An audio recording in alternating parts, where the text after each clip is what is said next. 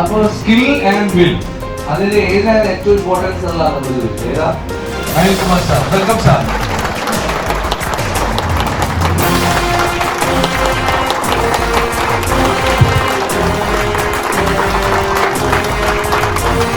ഒന്നും അറിയാത്ത മനുഷ്യനാണ് ഞാൻ, അതാണ് ടാഗ് ലൈൻ. ഈ ലോകത്തിൽ സന്തോഷത്തോടെ ജീവിക്കുവാൻ എന്ത് ചെയ്യണമെന്നറിയാം, ബാക്കി ഒന്നും എനിക്കറിയില്ല, ഞാൻ പഠിക്കാൻ പോകാറുമില്ല. നമ്മുടെ ബ്രെയിൻ ബേസിക്കലി 3 തരത്തിലാണ് പ്രവർത്തിക്കുന്നത്.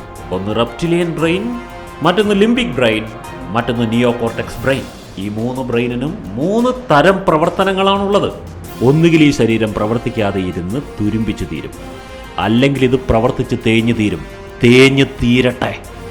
ബട്ട് ആ ഒരു മേഖല, അങ്ങനത്തെ ഒരു ട്രെയിനിങ് മേഖലയിൽ വലിയൊരു അബദ്ധം സംഭവിച്ചിട്ടുണ്ട്. അതെന്താ സംഭവിച്ചെന്ന് വെച്ചാൽ, മനസ്സെന്ന് പറയുന്നത് ഒരു അത്ഭുത സാധനമാണെന്നും അത് നമ്മളിങ്ങനെ അതിനെ എന്തൊക്കെ കുറച്ചൊക്കെ ഇങ്ങനെ ചിന്തിക്കുകയും ചെയ്യുകയൊക്കെ ചെയ്തു കഴിഞ്ഞാൽ അതൊക്കെ അങ്ങനെ സംഭവിച്ചു കളയും.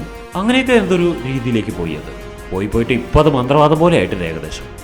ഈ ലോകം മുഴുവൻ നിങ്ങളെക്കുറിച്ച്, റിജിൽ നിങ്ങൾ ഈ ലോകം കീഴടക്കാനാണ് ജനിച്ചത്, റിജിൽ നീയാണ് നാളെയുടെ നക്ഷത്രം എന്നൊക്കെ പറഞ്ഞ് ലോകം മുഴുവനും റിജിലിന് ചുറ്റും നിന്ന് പ്രസംഗിച്ചുകൊണ്ടിരിക്കുകയാണെങ്കിലും, പക്ഷെ റിജിൽ ഇങ്ങനെ നിൽക്കുകയാണെന്നുണ്ടെങ്കിൽ ലോകം മുഴുവൻ നിങ്ങളെ മോട്ടിവേറ്റ് ചെയ്താലും നിങ്ങൾ വിജയിക്കുകയില്ല.